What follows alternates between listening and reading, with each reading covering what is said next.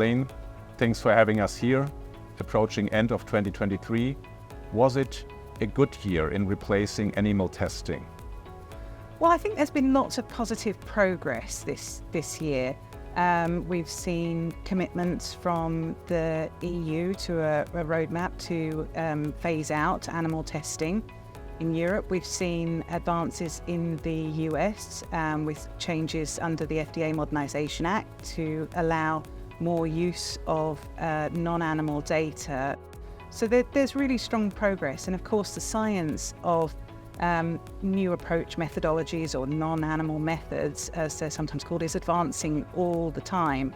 But that being said, there is an awful lot still to do. And certainly in terms of our understanding of disease mechanism research that happens particularly in universities, there are substantial barriers still to overcome to really move beyond in vivo work. So 2023, a year of progress. You mentioned a lot of things going on, the FDA Modernization Act, the EU progressing.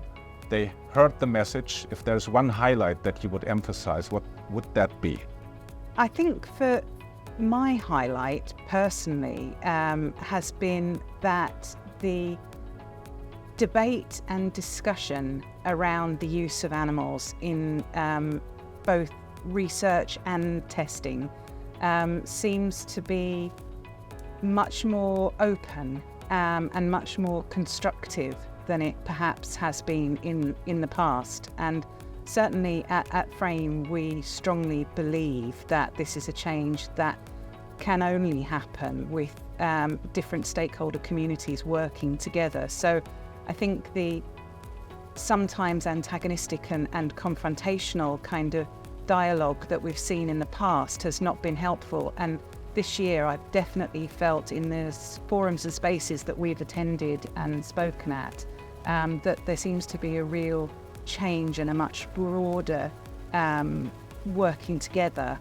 So not a very specific highlight, Dennis, I'm sorry, but that is my highlight. But there are many, because Yeah. Frame established since over 5 decades ago. Absolutely. What was the impulse actually organizing around this strong purpose, and what is Frame's mission as of today? So Frame's mission today is to support scientists to use non-animal methods.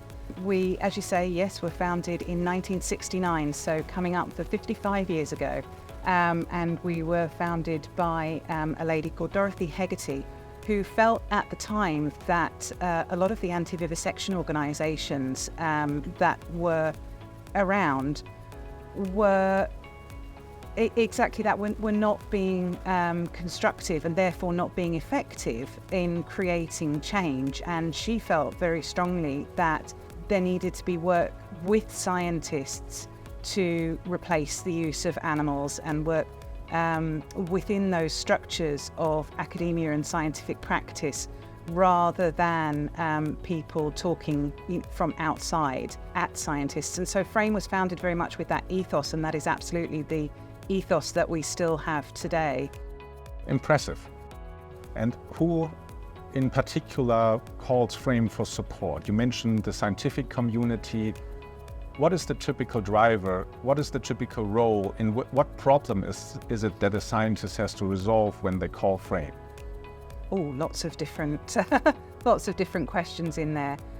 So yes, our main service users, if you like, or beneficiaries as a charity, are scientists, and we focus primarily on biomedical research and testing.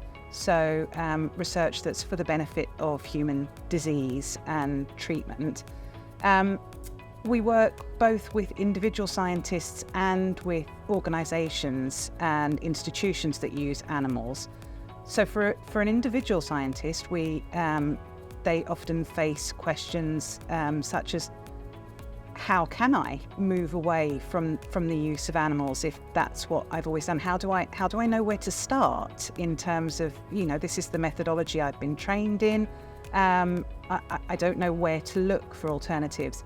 And certainly the UK legislation places an obligation on researchers to have evidence that they have looked for suitable non-animal alternatives before they can be granted a license to use animals in research. But for many people, that's quite a challenge, and it is, to be honest, often done a little poorly because scientists don't have the resources for where to start. So we work very closely with people on searching for alternatives, on how to rethink their research question, because often replacing animals is not you could do this with a mouse, but here you do this in this test tube instead. It involves rethinking the research question, breaking down different outcomes, thinking about whether there are in vitro or other assays that could answer particular aspects, and perhaps reduce the animal use on a pathway to replacement. So there's lots of questions that we can help people resolve. And in terms of institutions, again, there are questions around how can they facilitate that legal obligation to replace animals as far as possible. And that's something that a lot of animal using establishments really haven't got their heads around. It's been highlighted in a number of reports and publications that replacement is done quite poorly, and so there's a lot of support needed. So there is still a long road to go to accomplish the ultimate vision in fully replacing animal testing. Nevertheless, since over the last 5 decades, many accomplishments could have been celebrated that you will be proud of. What are the things that you are most proud of? Well, as we said, Frame has a long history, and so we've been instrumental in developing right here in the Frame lab where we are at the University of Nottingham today, many of the in vitro tests that enabled the ban on cosmetic safety testing on animals in the UK and subsequently the EU. So we have a long and rich scientific history of working with industry, with major companies to make that possible. We've also got a very long history of working with policymakers.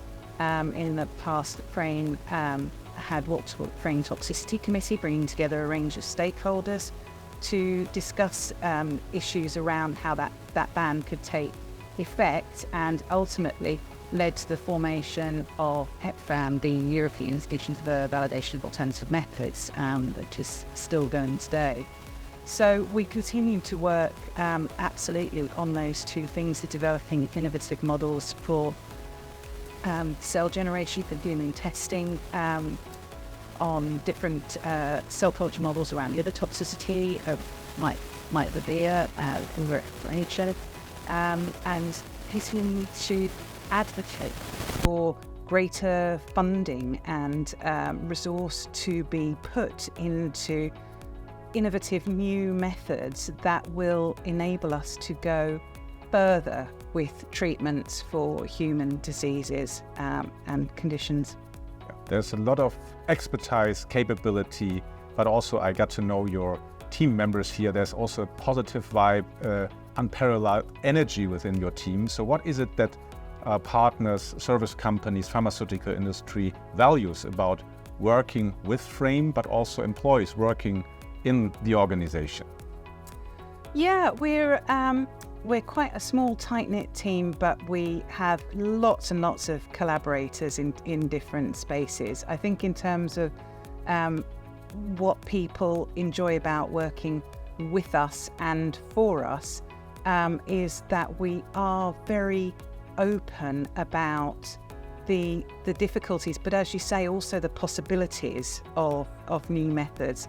It's a funny experience working for charities because you tend to be very passionate about the cause, but also you are working every day for your own end. You want your organisation not to. I would like Frame much because we hope to be as a society. So you have to bring that passion, but with that focus on the end goal in mind. And I think people really get a lot of energy from having those discussions about saying, actually, what do I care about? What difference can I make in this space? And we facilitate them to do that. And that's the same approach for staff and for collaborators. We work with companies at different stages in the journey. Some use animals but want to implement better 3Rs policies and procedures. Some don't use animals at all and want to gain greater publicity for their products and services so that they can be used.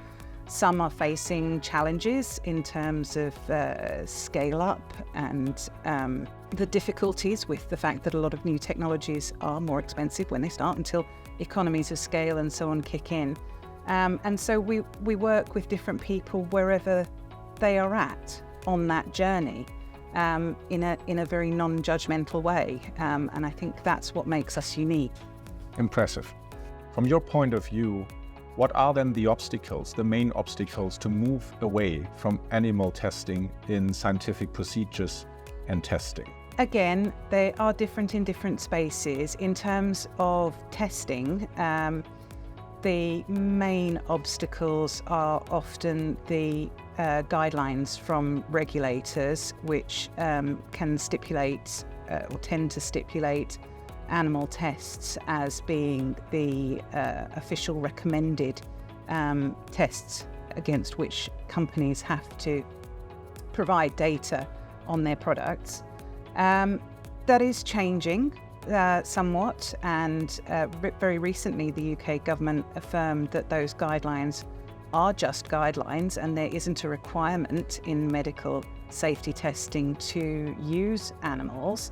But again, this needs more work, because in the past where companies have tried to push against the boundaries of those guidelines, they have sometimes then fallen foul of the regulators. So they will quite often take precautionary action and conduct an animal test so that they don't waste money and time getting a product to market by having it pushed back. So the issue of regulation, regulatory guidelines and those stipulated tests is one area.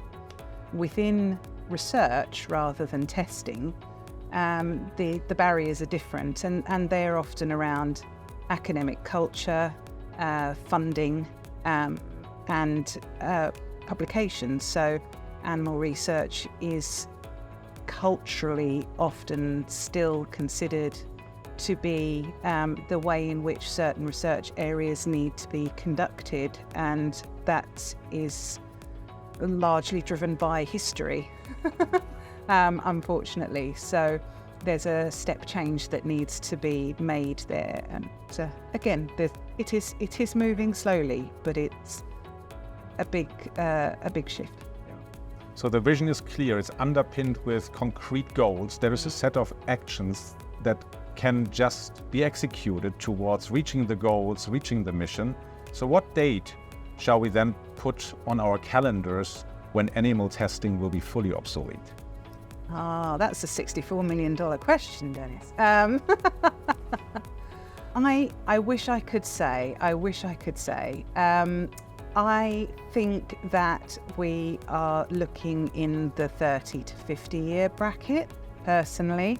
Unfortunately, I would like it to be sooner, and certainly in a number of areas it can be sooner. There's a huge variation. So for example, the safety testing of chemicals, for example, could change next year, could move away from the use of animals. And there are other areas that are very close to that tipping point. There are areas that are more difficult where medical research in particular would need to take stock and find different ways that do not yet exist to answer questions, and also potentially to decide whether those questions actually are important to answer for society. So those are the areas that will take longer. So my estimate of the timescale, I think it is for complete ending of everything, which I do believe is possible, but I do think it will take a long time. But there is an awful lot we can do sooner, and it's a little bit like the snowball rolling down the hill. The more areas move away from the use of animals, the greater or the more exponentially the evidence base grows about what is possible. Funding then follows and increases, so we may well get an accelerative effect that brings that forward, which would be just lovely. Accelerating the pace of change Exactly. is the imperative these days. What do you think is the role of cell culture methods in replacing animal testing, and how important is reproducibility of those models? Cell culture methods are hugely important in, I would say, probably the first line in moving away from animal use. There are many areas where scientists do already reduce, even if they cannot fully replace, areas of their research questions by using cell culture modelling, and so it's incredibly important. And reproducibility is critical to get valid scientific outcomes. One of the very substantial problems with animal research is the lack of reproducibility, the variability that means that results are just not useful. They don't show what we think that they'll show because there's so much variability. There are so many confounding factors to do, and cell culture work, in vitro assays, have the potential to remove that and be able to show much more clearly the answers to the questions that we're looking at. As a manufacturer of enabling technology for cell culture-based products, what would you recommend us to do to accelerate the transition from in vivo to in vitro? Well, firstly, I would say what you already do is fantastic. So, so thank you.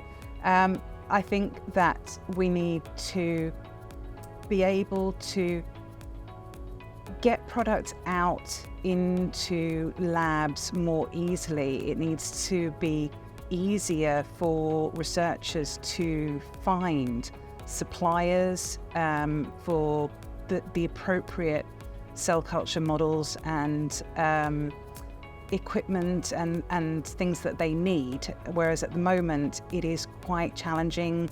There are lots of companies in similar spaces, and so I think there's work that can be done with third sector organisations like ourselves to help signpost scientists to companies like yourselves that are offering the tools that are needed to go forward.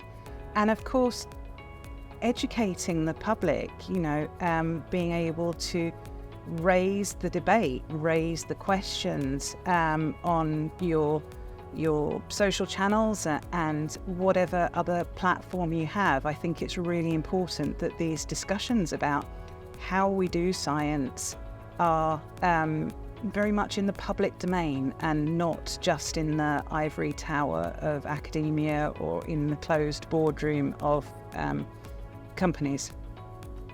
Exactly what you said. That's what we try to accomplish with our cellQART Academy, by publishing best practices that scientists need, so they don't need to start at the very, very beginning, but already can connect to what other scientists accomplished with cell culture products. And the other part is sponsoring and being public at toxicity events is one of the biggest educational efforts we can make, sponsoring them as well. And as you said, making technology available, and do that in a high quality manner at affordable prices. This is our contribution to the transition in vivo to in vitro. Having now talked about all the great things you do and how we can support you, what can our viewers do to support Frame?